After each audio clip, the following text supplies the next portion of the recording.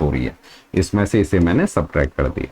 A13 का क्या, इसका क्या मतलब होता है, इसका मतलब होता है 13 माइनस 11। बात समझे, कहने का मतलब क्या है कि डी। तो चलिए शुरू करते हैं, क्या कह रहा है पहला सवाल। और जो टॉपिक है ये है आपका अर्थमेटिक प्रोग्रेशन का, और देखते हैं क्या है पहले सवाल के अंदर। क्या बोला गया, an AP consist of 60 terms. क्या बोला गया है कि भाई कोई अर्थमेटिक प्रोग्रेशन है जिसके अंदर 60 टर्म्स हैं। बात समझ आई, ठीक है। If the first and the last, first term है, फर्स्ट टर्म क्या बोली जा रही है, 7 है, जैसा कि आप यहां पर देख रहे हैं। First term be 7 and 125। If the first and the last term are be 7 and 125। First term आपकी 7 है और लास्ट टर्म आपको दे रखी है क्या है, 125 है जी। बात समझ आ गई, ठीक है। आपसे बोला गया फाइंड 32, मतलब 32nd टर्म आपसे पूछी जा रही है। कौन सी टर्म पूछी जा रही है, ये वाली टर्म आपसे पूछी जा रही है। किस तरीके से करेंगे, ध्यान से देखिएगा, कॉपी पेन लेके बैठा करो। देखो भाई, किसी एपी के अंदर कितनी टर्म्स हैं, 60 टर्म्स हैं। कहने का मतलब नंबर ऑफ टर्म्स आपकी 60 है, ठीक है। लास्ट टर्म यहां पे मेंशन दे रखी है, लास्ट टर्म आपको मेंशन दे रखी है 125, ठीक है, 125 है। तो कहने का मतलब टोटल टर्म्स अगर इसके अंदर 60 है तो 125 कौन सी होगी, 60th टर्म होगी। बात समझ आती है इतने, ठीक है। 60th टर्म 125 है, फर्स्ट टर्म 7 है, 32nd टर्म अब आपसे पूछी गई है, तो थोड़ा सा ध्यान से देखिएगा। 60th टर्म का क्या मतलब है, a प्लस 59d, ये कितना दे रखा है, 125 दे रखा है। बात समझ गए, ठीक है। फर्स्ट टर्म इसके अंदर मेंशन दे रखी है कि भाई 7 है। कहने का मतलब अगर मैं यहां पर 7 प्लेस कर दूं तो यहां से मैं d की वैल्यू निकाल सकता हूं। बोलो, बात समझ आई, क्लियर है। तो किस तरीके से आप निकालेंगे, ये देखिए ये हो गया आपका 59d और ये हो गया 125 माइनस 7। ये वाली टर्म जब उधर जाएगी तो साइन बदल जाएगा, तो 59d जो होगा ये क्या हो जाएगा, 7 7 14 और 1 15, मतलब 8 1 और 1। बात समझ आई, क्लियर है। यहां से आप d की वैल्यू निकाल सकते हैं, 118 अपॉन में 59 हो जाएगा, ठीक है। तो कहने का मतलब 2 टाइम्स ये कैंसिल हो रहा है, तो d की वैल्यू क्या आ गई बेटा, d की वैल्यू आपकी आ गई 2 आ गई। बात समझ गए।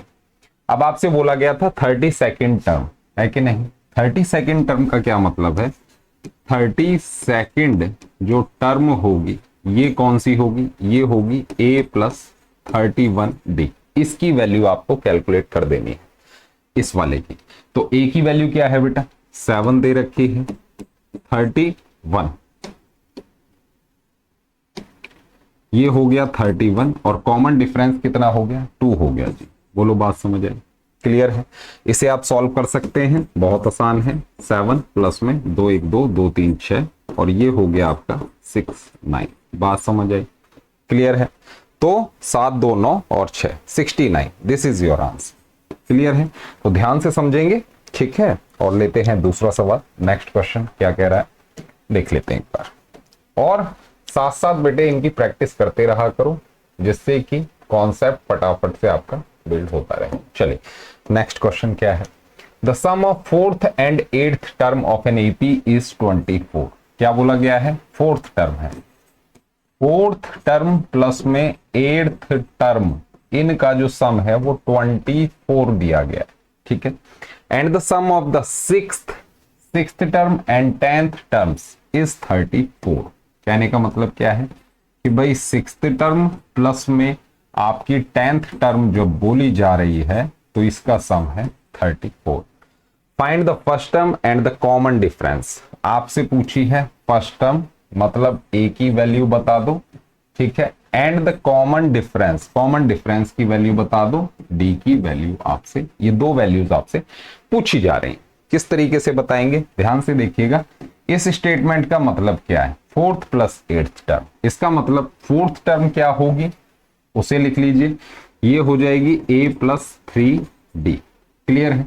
8th टर्म का क्या मतलब है, एट्थ टर्म का मतलब है a प्लस 7d और इसकी वैल्यू टोटल आपको क्या दे रखी है 24 दे रखी है।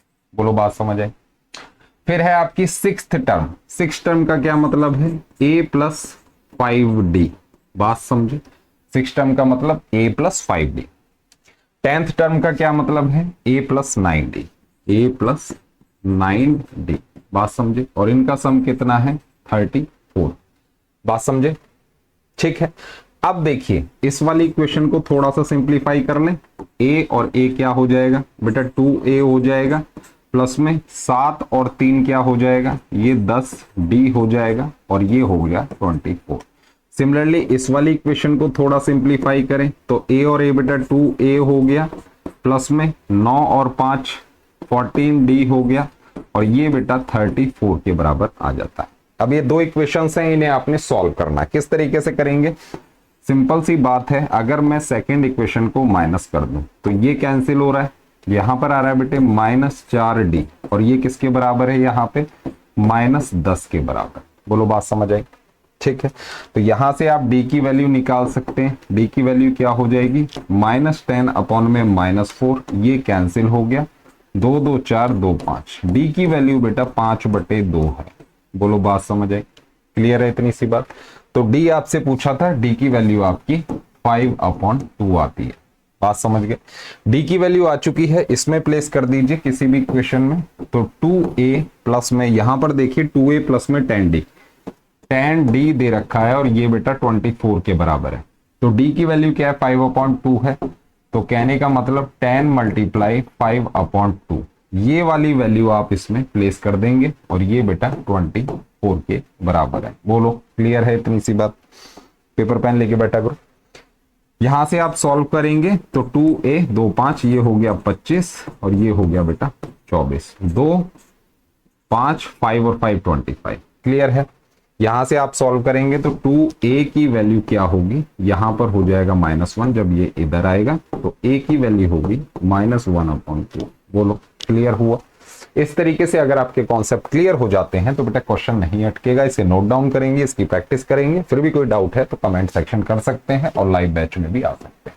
चलिए नेक्स्ट क्वेश्चन की अगर हम बात करें, क्या कह रहा है जी अगला सवाल, ये देखिए क्या कह रहा है। The first term of an AP is 5। बेटा फर्स्ट टर्म जो है ये 5 दे रखी है, and it's 100th term is -292। A 100 term का क्या मतलब है, जैसे हम an लिखते हैं जनरल टर्म को, तो 100 टर्म आपकी ये होगी, और इसकी वैल्यू -292 है जी। Find the 50th term of this AP. आपसे बोला गया कि 50th टर्म का पता लगाना है। बहुत आसानी से पता लगाएंगे, कोई दिक्कत नहीं आनी चाहिए। इस तरीके से देखिए, a आपको 5 दे दिया, बहुत अच्छी बात है। a 100 का मतलब क्या है भाई, a प्लस 99d, ये मतलब होता है। बात समझे, जैसे कि a n का मतलब क्या होता है, a प्लस n-1d होता है। तो यहां n तो यहां n-1, अगर यहां 100 तो यहां 99। a की वैल्यू क्या है 5 है, प्लेस कर दीजिए यहां से, ठीक है। और ये हो गया 99d, और ये हो गया -292। इसको इधर ले जाओ तो 99d किसके बराबर हो गया, 5 और जोड़ दीजिए तो 297 के बराबर हो गया। बात समझ गए।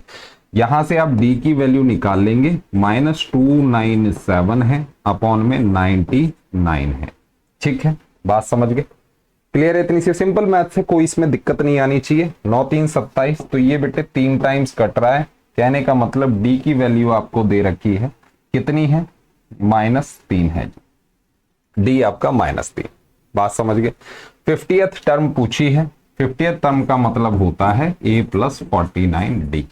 अब आपको देखिए d भी पता है, ये पता है, a भी पता है, ये पता है, तो बस इसमें प्लेस कर दीजिए। 5 प्लस में 49 मल्टीप्लाई d की वैल्यू क्या है -3 है जी, तो इसमें आप लगा देंगे। तो 5 प्लस में 3 9 9 3 27, 2 कैरी, 4 3 12 13 14, और ये माइनस का साइन 7। इसे सॉल्व करेंगे तो -142, ये बेटा आंसर आ जाता है। क्लियर हो गई बात, ठीक है, 50th टर्म निकाल लेंगे। इस टाइप का कोई क्वेश्चन आएगा तो अब इसमें अटकने की जरूरत नहीं है। मूव करते हैं नेक्स्ट क्वेश्चन पे और साथ साथ इनकी प्रैक्टिस जारी रखिए बेहतरीन तरीके से। चलो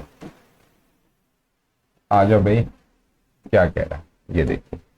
क्वेश्चन के अंदर क्या है, find A30 minus A20 for the AP। आपसे बोला गया कि तीसरी टर्म 30वीं टर्म में से 20वीं टर्म आपको माइनस करके इसका रिजल्ट बताना है।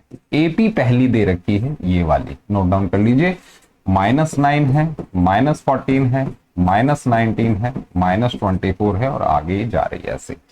तो A30 हो चाहे A20 हो, किसी भी टर्म को निकालने के लिए हमें एक तो बेटा क्या पता होना चाहिए, A पता होना चाहिए और दूसरा D पता होना चाहिए। बात समझ गए।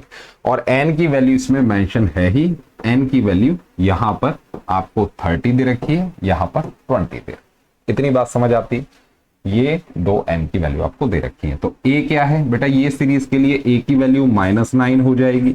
ठीक है, d क्या हो जाएगा, इसमें से आप इसको सब्ट्रैक्ट कर लो, 9 10 11 12 13 14 5 हो जाएगा माइनस का 5, -14 कैसे निकालेंगे, -14 minus previous term -9, -14 plus 9 overall आपका -5।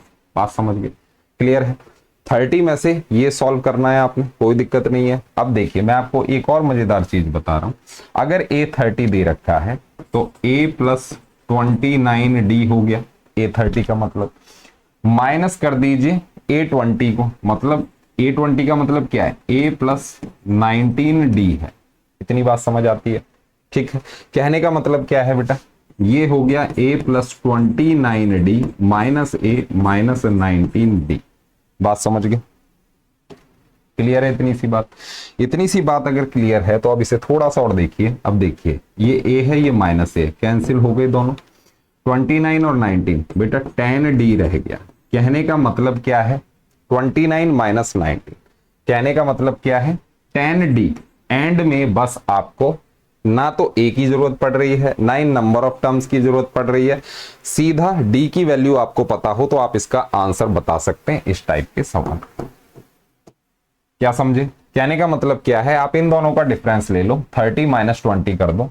ठीक है, जब ऐसा हो सीरीज एक ही हो और ये अलग अलग टर्म्स का डिफरेंस पूछा है तो इसके अंदर आप सीधा फॉर्मूला लगा सकते हैं, 30 माइनस 20 मल्टीप्लाई D, 10D। बात समझे, कहने का मतलब क्या है कि D की वैल्यू क्या है इसके अंदर, D की वैल्यू क्या है, D की वैल्यू सिर्फ आपको इसके अंदर D की वैल्यू पता होनी चाहिए। D की वैल्यू आपने निकाल ली, सीधा इसमें प्लेस कर दो, 10 मल्टीप्लाई -5, कहने का मतलब क्या आ गया, -50 आ गया। यही इसका आंसर है। Is this clear. तो इस टाइप का कोई सवाल आता है तो उसके अंदर बस इसका डिफरेंस लो और D से मल्टीप्लाई करो। डिफरेंस लिया, मैंने आपको करके भी बता दिया, इस तरीके से आता है बेटा। शॉर्टकट आप लगा सकते हैं, इसके अंदर मार्क्स नहीं कटेंगे। Getting my point. चलिए इस क्वेश्चन को जरूर नोट डाउन करेंगे, इसका नेक्स्ट पार्ट भी देखते हैं क्या कह रहा है अगला सवाल। ये लीजिए, अब देखिए नेक्स्ट सीरीज क्या है, ये A they the, A plus D they the, A plus 2D दे दी और A प्लस 3D और ऐसे ये चल रहा है। अब आपसे पूछा A30 माइनस A20, तो इसका डायरेक्ट फॉर्मूला क्या होगा, जब सीरीज सेम है इन दोनों का डिफरेंस ले लो, 30 माइनस 20 कर दो और साथ में बेटा इसके D से मल्टीप्लाई कर दो। अब यहां पर D देख लीजिए, D क्या है, तो बेटा ये फर्स्ट टर्म है, फिर A प्लस D है, फिर A प्लस 2D है। इसमें से अगर आप इसे सब्ट्रैक्ट करते हैं तो A plus D minus A आता है, कहने का मतलब D है, कहने का मतलब D की वैल्यू इस सीरीज के लिए सिर्फ D है। बात समझ गए, बस। तो अब क्या है, यहां पर आप देख लीजिए, ये हो गया 10D। बात समझे, D की वैल्यू इसके अंदर D है, तो ओवरऑल आंसर इसका जो रहेगा वो यही रहने वाला है। क्लियर है इतनी सी बात, ठीक है। तो इस तरीके के सवाल हो जाएंगे, कोई दिक्कत वाली बात नहीं होनी चाहिए। Is this clear. चलिए नेक्स्ट क्वेश्चन देखते हैं क्या कह रहा है अगला सवाल। देखिए भाई, अभी जो कॉन्सेप्ट सिखाया है इसी पर बेस्ड एक और सवाल आपके लिए है, जरा ध्यान से देखिएगा।